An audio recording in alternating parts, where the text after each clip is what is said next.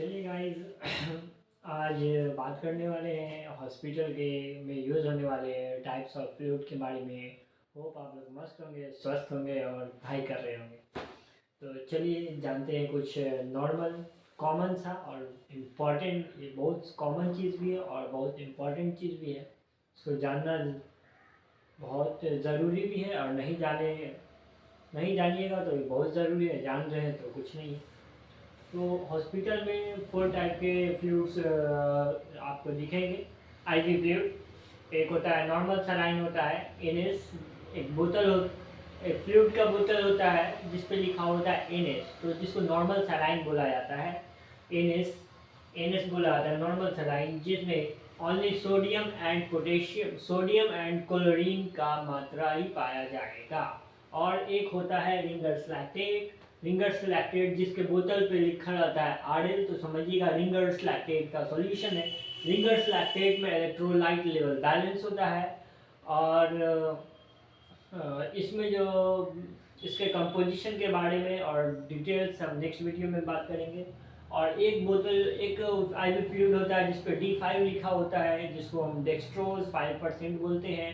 उसमें dextrose sugar 5% पाया जाता है। और एक होता है आईवी फ्लूइड D10 होता है, यानी कि उसमें 10% डेक्सट्रोज का मात्रा पाया जाता है D10 में।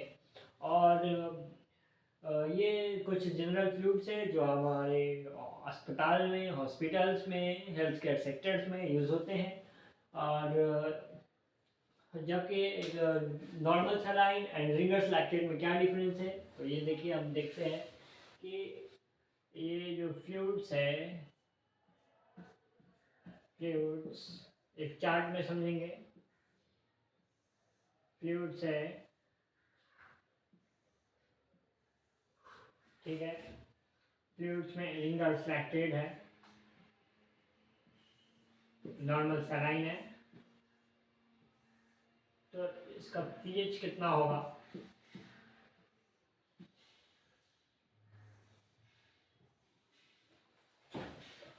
जब रिंगर्स लैक्टेट का जो पीएच होता है अप्रॉक्स 6.5 होता है, जबकि नॉर्मल सलाइन का पीएच जो होता है थोड़ा स्लाइटली एसिडिक होता है as compared to Ringer's lactate. 5.5 होता है पीएच नॉर्मल सलाइन का। रिंगर्स लैक्टेट का जो होता है 6.5 होता है पीएच, नॉर्मल सलाइन का 5.5 होता है। तो अब बात करेंगे इलेक्ट्रोलाइट लेवल का।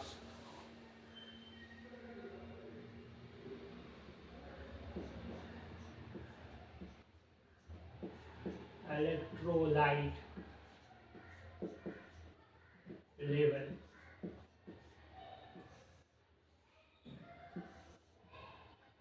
तो और यहाँ पे हम बात करेंगे रिस्क ऑफ एसिडोसिस।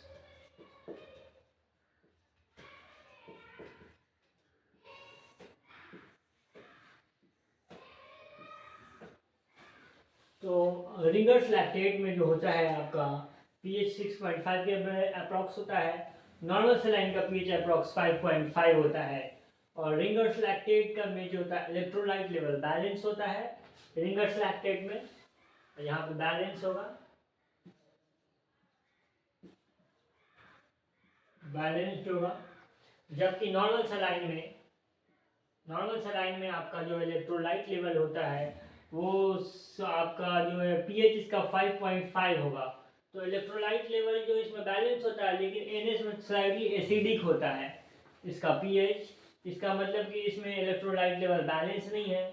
और इसमें जो है इलेक्ट्रोलाइट लेवल सिर्फ सोडियम एंड क्लोरीन का मात्रा पाया जाता है नॉर्मल सलाइन में।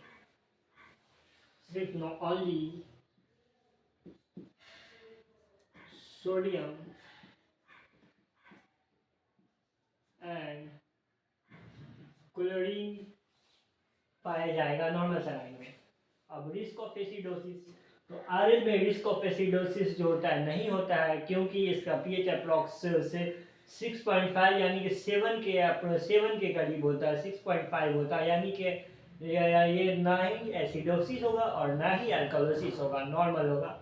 और जबकि नॉर्मल सेलाइन का बात करेंगे तो नॉर्मल सेलाइन जो होता है आपका रिस्क ऑफ एसिडोसिस इसमें हाई होता है क्योंकि इसका पीएच 5.5 होता है और इसमें इलेक्ट्रोलाइट बैलेंस नहीं होता है नॉर्मल सलाइन में। तो रिस्क ऑफ एसिडोसिस जो होगा मोर होगा इसमें नॉर्मल सलाइन में। जबकि रिंगर्स लैक्टेट में जो है रिंगर्स लैक्टेट में रिस्क ऑफ एसिडोसिस नहीं होगा क्योंकि इसका पीएच जो है बैलेंस है 6.5 है।